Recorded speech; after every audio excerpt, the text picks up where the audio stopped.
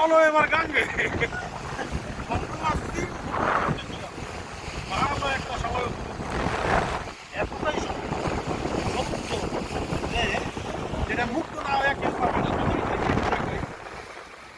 সমুদ্রের ঢেউটা উপলব্ধি করার মতো চিন্তা করা যায় না কোন লেভেলের একটা ঢেউ চলতেছে এই মুহূর্তে। যেমন ফিলিংস তেমন আমাদের আসার টাইমিং পারফেক্ট।